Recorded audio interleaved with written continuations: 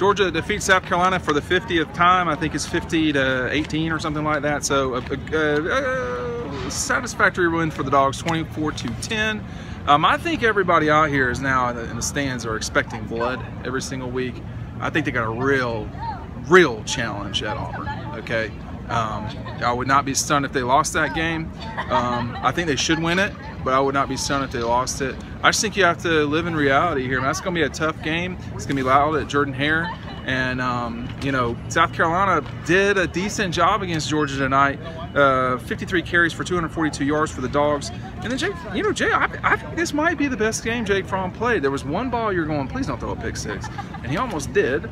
But other than that, I thought he was very solid tonight. 2 touchdowns, one nice throw to the outside, 196 yards. I do think this is the best he's played because they asked him to do a lot, and he did it. But their run game is how Georgia's going to win or lose. You're not leaving it up to Jake Fromm. On like 3rd and 7, they're handing the ball off. Back in the day, Georgia quarterbacks were having to get that job done. So they need to continue to develop. The offensive line played okay. I mean, I really thought South Carolina played pretty well. I knew that program about as well as anybody else outside of Georgia, and I was not surprised that they fought like hell. I mean, Sky Moore played well. Hayden Hurst really played well, their tight end. I'm not going to say he kept him in the game, but then, you know, just a combination of Jake Bentley, Hayden Hurst, Sky Moore. I mean, Sky Moore's a heck of a player. They played well. But, I mean, Georgia's a better team. But it wasn't one of these things where they just, you know, blew the chickens out. I mean, Carolina couldn't run the ball, 17 carries for 43 yards. That's not great. But, you know, Bentley was 21 for 35. A couple interceptions. One was, you know, really honestly, the interceptions weren't that big of a deal because they were, you know, one of them was trying to just kind of miracle the game, and one was, I think, at the end of the half. So neither of them really mattered. I was not a giant fan of the onside kick at the beginning because I think if you're the better team, then you don't have to rely sometimes on out-coaching.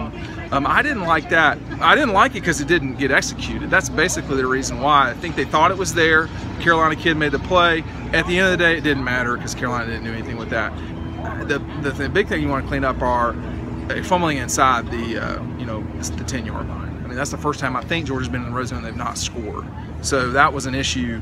A 21-7 half with the ability to get the ball and go up 28-7 is a totally different feel than whatever it was at the half, which I think was 14-7. So you don't want to give away points if you can help it.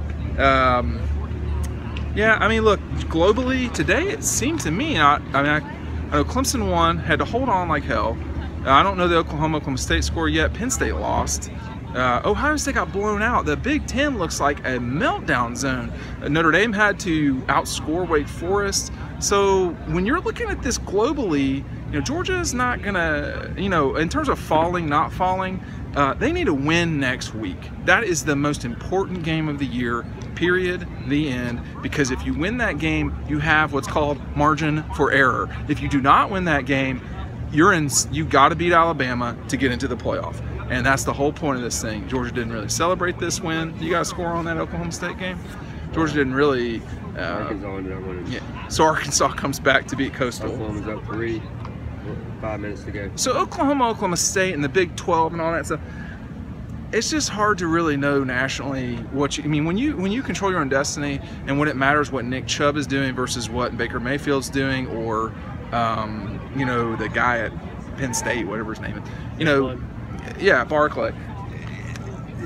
Just everything that Georgia fans need to see is right in front of them, and that's the most important thing. Now, you know, unless Alabama just beats LSU by like 100 tonight, I don't think Georgia loses their #1 spot. The next game is absolutely critical. We're talking about Auburn here. They are going to physical you up. They got guys like Derrick Brown. You know, they've got bodies and all this stuff. Now Georgia's going to be able to do what they want to do, I think, on the ground. Auburn's offense is going to be a test for this Georgia defense. But if Clemson, that game was on the road, but if Clemson can slow Auburn down, you would think Georgia can. You would think they could. But this is going to be one of those games where probably Georgia's going to need to hold Auburn under 24 points. If this comes into some, you know, zipping up and down the field, that ain't Georgia. That is not going to be this game. So this is really total focus. This is the game. Yeah, I mean, look, they've got 4 games in a row here where, you got Auburn, you got Carolina, now you've got Auburn, now you got Kentucky, and then you got Tech.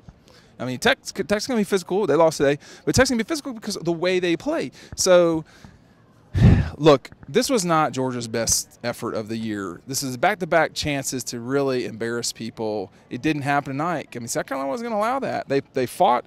I think in the third quarter there was some doubt about who was going to win the game, but Georgia comes out with a win. All right, so the Dogs get to their 50th wins over South Carolina. They win the SEC East. The national picture is very muddied after Georgia, Oklahoma, Notre Dame, Georgia, Bama, Notre Dame, Clemson. It's very muddied. Very muddied. Clemson won't have a ton of challenges. They still got to play out South Carolina. Notre Dame's got Miami. I mean, so there's some things out there. But tonight, if you were a top 10 team and you won, you probably did okay because there were several teams that lost, some inexplicably. I mean, Ohio State's out totally. They cannot get back in. It might be Michigan State against Wisconsin. Nobody's going to be really clamoring for those 2 teams to get in, but we'll see. All right, Dean Legge wrapping up Georgia's 24-10 win over South Carolina. 50th win in the series. Georgia wins the 2017 SEC East, and will play either Alabama, LSU, Auburn, and I think maybe Mississippi State's still in it, but I'm not sure. All right, we'll see y'all in Auburn.